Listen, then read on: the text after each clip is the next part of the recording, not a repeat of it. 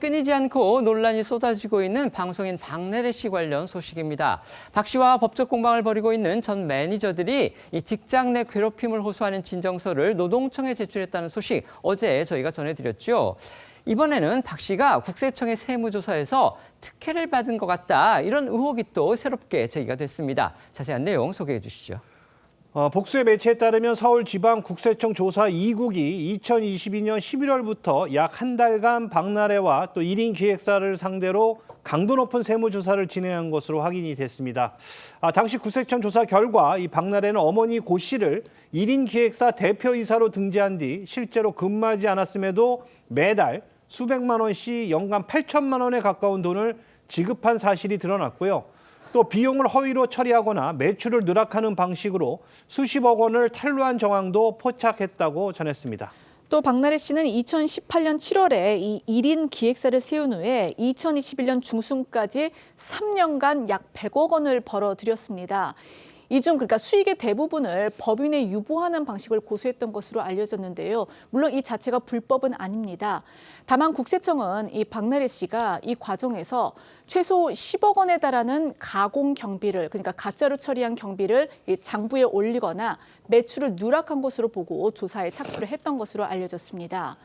문제는요, 국세청이 당초 이 박나래 씨의 탈루 예상 적출 금액을 최소 20억 원대에 이른다, 이렇게 진단했던 조사 초기와 달리 불과 3억 원을 추징을 하고 조사를 끝내면서 이거 뭐 추징금 감액 혜택을 준 것 아니냐, 이런 의혹이 제기가 되고 있는 겁니다.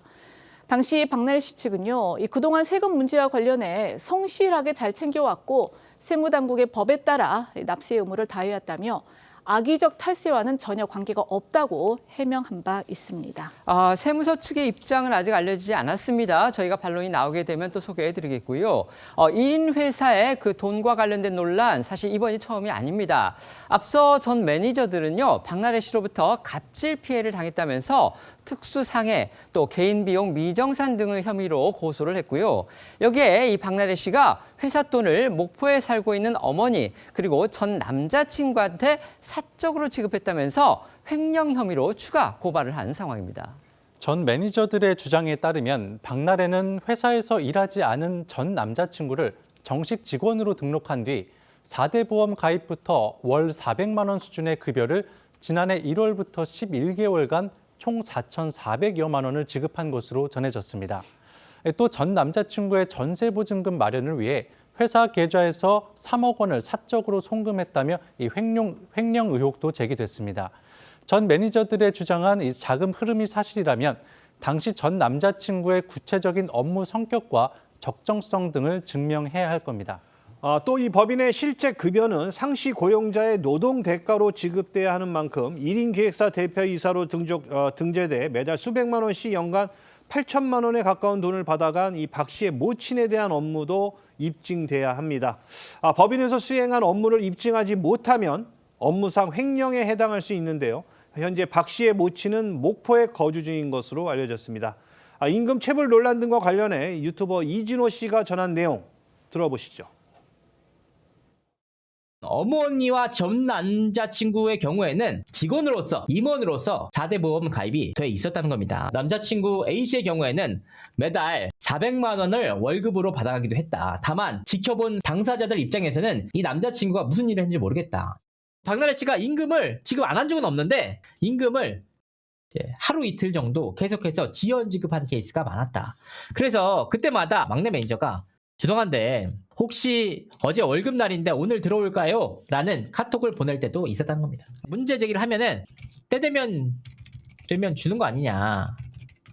맨날 월급 달라고 왜 카톡을 하느냐. 지금 당장 내가 너무나도 바쁘고 또 몸이 아픈 상황들도 있지 않느냐. 이런 식의 답변이 왔다고 합니다. 몸값이 높은 연예인들의 경우에 이제 1인 기획사를 운영하는 경우가 많았죠. 그런데 이 1인 기획사 시스템이 항상 문제의 소지를 안고 있다, 또 이런 지적들이 많았습니다. 이번 박나래 씨 건의 경우에도 이 1인 기획사 시스템 전반에 대한 어떤 경종이 될 가능성도 있어 보이는데요. 실제로 이 박나래 씨의 개인 자산 그리고 법인 자금이 모호하게 운영된 정황도 또 주목받고 있습니다.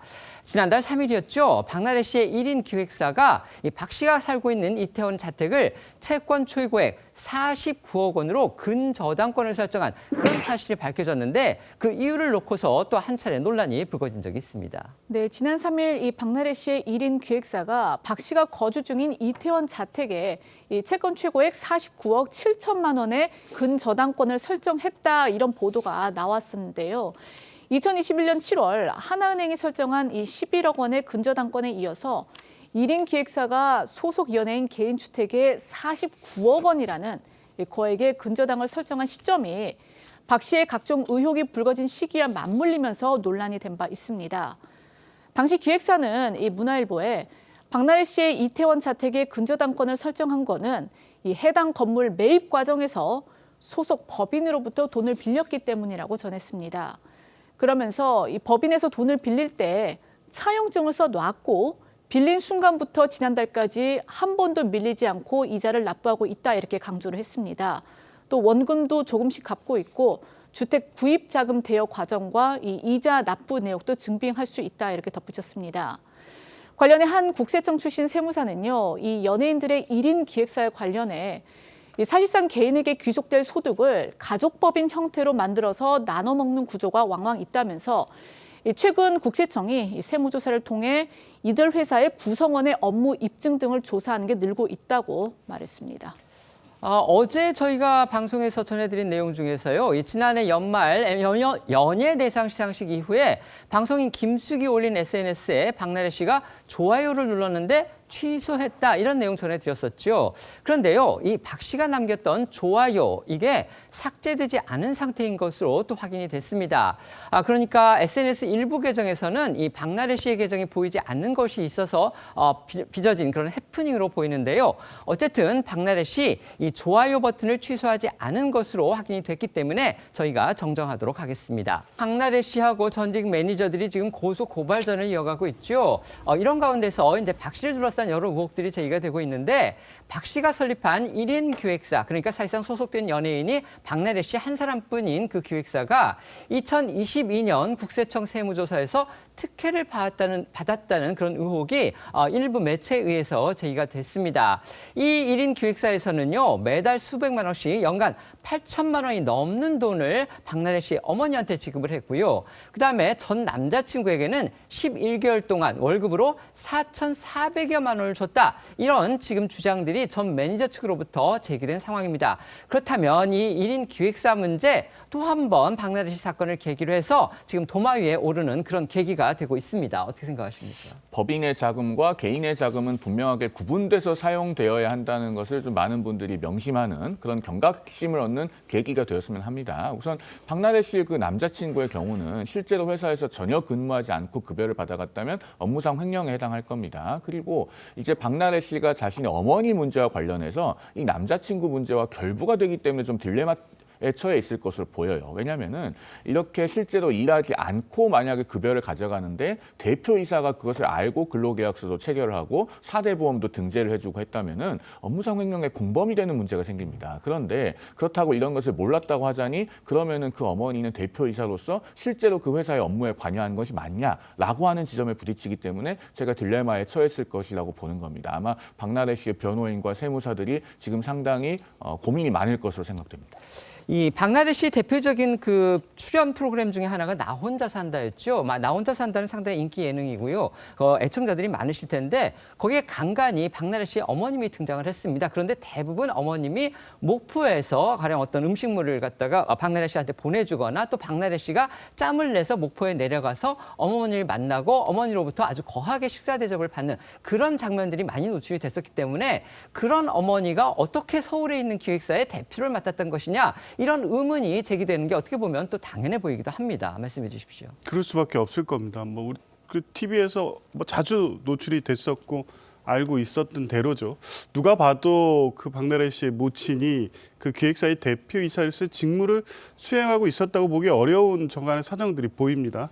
그러면 이제 실제 수사 과정에서 그 부분을 확인하고 입증해야 될 겁니다. 실제 급여에 상당하는 수준의 대표이사로서의 직무를 행했고 그 실질이 있는지 여부가 다퉈질 거고요. 만약 그게 확인이 되지 않는다면 명의상 대표로만 놓고 이렇게 급여를 지급하기 위해서 그 직을 유지했다고 하면 이건 업무상 횡령에 해당되는 게 명백합니다.